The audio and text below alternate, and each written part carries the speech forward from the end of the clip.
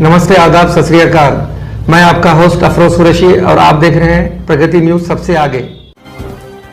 कांग्रेस के एमएलएज ने Congress legislative party leader CLP leader के इंतखाब की जिम्मेदारी पार्टी के आला क़यादत को सौंपने का फैसला किया है। इन तमाम अरकान ने इस सिलसिले में करारदाद मंजूर की। तमाम जीतने वाले एमएलएज ने गच्चीबावली के एक होटल में मुनक़िदा सीएलपी मीटिंग में हिस्सा लिया। एआईसीसी के मुबस्सिरीन ने सीएलपी लीडर के इंतखाब पर एमएलएज की राय हासिल की। मीटिंग के बाद एआईसीसी ऑब्जर्वर कर्नाटक के deputy chief minister DK Shiva Kumar ने मीडिया से बात की। डीके शिवा कुमार ने कहा कि एक करारदाद इन लोगों का शुक्रिया अदा करने के लिए मंजूर की गई जिन्होंने इंतखाबात में कांग्रेस पार्टी को इख्तिदार दिलाया। इन्होंने कहा कि इन्होंने सीएलपी लीडर के इंतखाब पर एमएलए की राय ली है।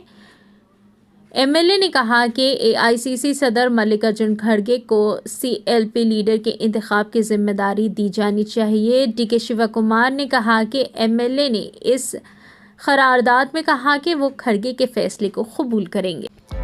साबिक चीफ मिनिस्टर चंद्रशेखर राव ने इतवार के दिन नताइज के रुझान देखने के बाद जब ये महसूस किया कि शिकस्त यकीनी है तो इन्होंने फौरी इस्तीफ़ा दे दिया। केसीआर ने सीएमओ चीफ सेक्रेटरी से मकतूब इस्तीफ़ा गवर्नर को पेश करने की ख्वाहिश की और इसके बाद दोपहर 3:30 बजे वो आम शहरी की तरह प्रगति भवन से बाहर निकल आए। इस वक्त वहां मौजूद चीफ सेक्रेटरी ऑफिसर ने केसीआर के करीब आने की कोशिश की, ताहम केसीआर ने इन्हें रोक दिया और कहा कि वो अपने हल्के को जा रहे हैं। साथ ही चीफ मिनिस्टर ने ये भी कहा कि इन्हें काफिले की ज़रूरत नहीं है और ट्रैफिक क्लियर करने के मसले में भी किसी भी तरह की इत्तला ना देने की इन्होंने हिदायत दी। इसके बाद केसीआर ने रुकन राज्यसभा संतोष कुमार से कहा, गाड़ी निकालो और किसी भी तरह की सिक्योरिटी के बगैर वो रुकने पार्लियामेंट की गाड़ी में सवार होकर प्रगति भवन से एरावैली के लिए रवाना हुए। गाड़ी के सामने की सीट पर रुकने पार्लियामेंट संतोष कुमार और पीछे की सीट पर चंद्रशेखर राव ही थे। चीफ मिनिस्टर ने गनमैनों को भी साथ नहीं लिया। तेलंगाना असेंबली के दो सबसे कम उम्र एमएलए मेनमपल्ली रोहित और हनुमंडला यशास्विनी रेड्डी हैं। दोनों की उम्र 26 साल है, ताहम यशास्विनी मेनमपल्ली रोहित से चंद माह बड़ी हैं। मेदक में मेनमपल्ली रोहित राव ने बीआरएस के सीनियर लीडर और साबिक डिप्टी स्पीकर पद्मा देवेंद्र रेड्डी को शिकस्त दी। यशास्विनी ने पालकुर्ती असेंबली हल्के में 6 बार के एमएलए और मौजूदा वजीर एराबेली दियाकर राव को शिकस्त दी। तेलंगाना असेंबली इंतखाबात के नताइज के ऐलान के बाद मरकजी वजीर और बीजेपी के रियासती सदर जी किशन रेड्डी ने दावा किया कि 2024 में भारतीय जनता पार्टी रियासत की तमाम लोकसभा सीटों पर कामयाबी हासिल करेगी। इन्होंने पीर को नई दिल्ली में कहा कि इस असेंबली इंतखाबात में बीजेपी ने पहले से बेहतर कारकर्दगी का मुजाहरा किया और 8 सीटें जीती।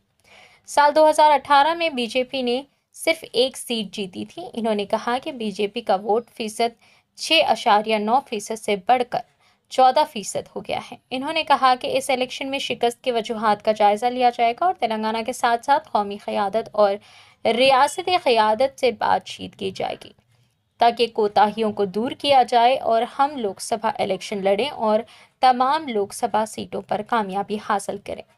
इन्होंने कहा कि कट्टीपल्ली वेंकटरमन रेड्डी ने अच्छी कारकर्दगी का मुजाहरा किया है। इन्होंने केसीआर और कांग्रेस के रियासती सदर रेवंत रेड्डी को शिकस्त देकर बीजेपी का झंडा लहराया। काबिल जिक्र है कि तेलंगाना की 119 असेंबली सीटों में से कांग्रेस 64 सीटें जीतकर भारत राष्ट्र समिति को इख्तिदार से बेदखल कर दिया है। बीआरएस को 39 सीटों से मुतमईन होना पड़ा। बीजेपी ने इस इलेक्शन में 8 सीट।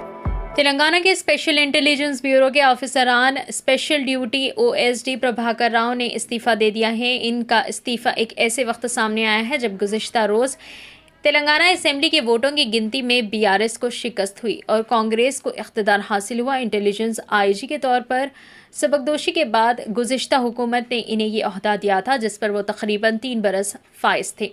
ताहम इन्होंने आज अचानक इस्तीफ़ा दे दिया।